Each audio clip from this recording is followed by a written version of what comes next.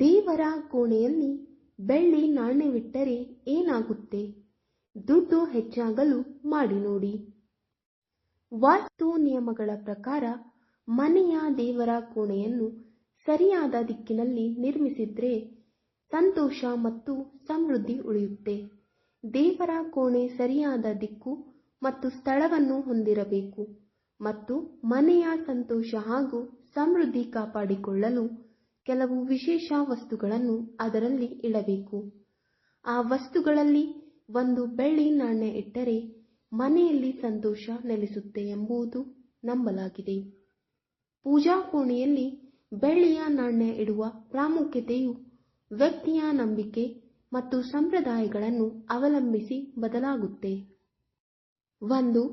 ಬೆಳ್ಳಿ ಯಾವಾಗಲೂ ಸಂಪತ್ತು ಮತ್ತು ಸಮೃದ್ಧಿಯ ದೇವತೆಯಾದ ಲಕ್ಷ್ಮೀ ದೇವಿಗೆ ಸಂಬಂಧಿಸಿದೆ. ಮನೆಯ ದೇವರ ಕೋಣೆಯಲ್ಲಿ ಬೆಳ್ಳಿಯ ನಾಣ್ಯ ಇಡುವುದು ಯಾವಾಗಲೂ ತಾಯಿ ಲಕ್ಷ್ಮಿಯ ಆಶೀರ್ವಾದವನ್ನು ಕಾಪಾಡುತ್ತೆ ಮತ್ತು ಮನೆಗೆ ಆರ್ಥಿಕ ಸಮೃದ್ಧಿಯನ್ನು ತರುತ್ತದೆ ಎಂದು ನಂಬಲಾಗಿದೆ. 2. ಬೆಳ್ಳಿ ನಾಣ್ಯವು ಧನಾತ್ಮಕ ಶಕ್ತಿಯನ್ನು ಹರಿಸುತ್ತೆ. ಅದು ಹಣವನ್ನು ಆಕರ್ಷಿಸುತ್ತದೆ ಮತ್ತು ಆರ್ಥಿಕ ಪರಿಸ್ಥಿತಿ ಮೊದಲಿಗಿಂತ ಉತ್ತಮವಾಗಿರುತ್ತದೆ. ಬೆಳ್ಳಿ ಪರಿಶುದ್ಧತೆ, ಸಂಪತ್ತು ಮತ್ತು ಸಮೃದ್ಧಿಗೆ ಸಂಬಂಧಿಸಿದ ಲೋಹವೆಂದು ಹೇಳಲಾಗುತ್ತದೆ.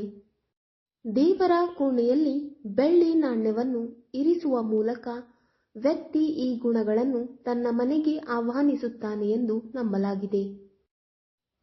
3. ದೇವರ ಕೋಣೆಯಲ್ಲಿ ಬೆಳ್ಳಿಯ ನಾಣ್ಯವನ್ನು ಇಡುವ ಕ್ರಿಯೆಯು ಒಂದು ರೀತಿಯ ಪೂಜೆಯಾಗಿದೆ. ಇದು ದೇವತೆಗಳಿಗೆ ಗೌರವವನ್ನು ತೋರಿಸುವ ಮತ್ತು ಅವರ ಆಶೀರ್ವಾದವನ್ನು ಪಡೆಯುವ ಒಂದು ಮಾರ್ಗವಾಗಿದೆ. ನೀವು ಬೆಳ್ಳಿಯ ನಾಣ್ಯವನ್ನು ಮನೆಯ ದೇವಾಲಯದಲ್ಲಿ ಸರಿಯಾದ ಸ್ಥಳದಲ್ಲಿ ಇಟ್ಟರೆ ದೇವತೆಗಳ ಆಶೀರ್ವಾದ ನಿಮ್ಮ ಮೇಲೆ ಉಳಿಯುತ್ತದೆ. 4. ಬೆಳ್ಳಿಯು ಶುಕ್ರ ಗ್ರಹಕ್ಕೆ ಸಂಬಂಧಿಸಿದೆ. ಶುಕ್ರನನ್ನು ಸಂಪತ್ತು, ಪ್ರೀತಿ ಮತ್ತು ಸೌಂದರ್ಯದ ದೇವರು ಎಂದು ಹೇಳಲಾಗುತ್ತದೆ ಮತ್ತು ಪೂಜಿಸಲಾಗುತ್ತದೆ.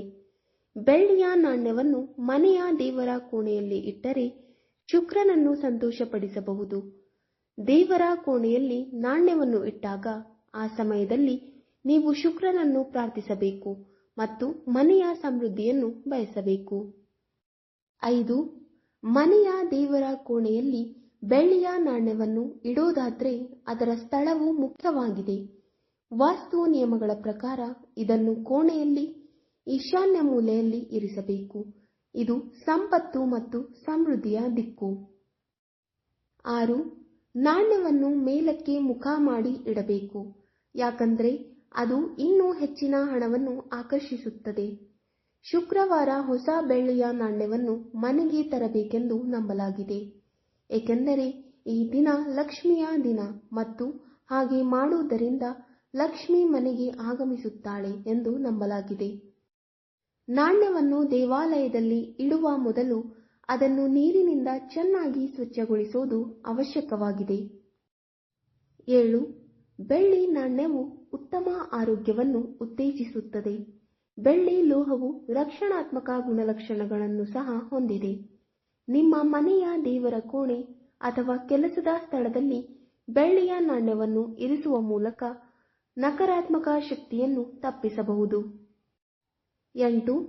ಬೆಳ್ಳಿ ಮನೆಯಲ್ಲಿ ಶಾಂತಿ ಮತ್ತು ಸಾಮರಸ್ಯವನ್ನು ಉತ್ತೇಜಿಸುವ ಲೋಹವಾಗಿದೆ.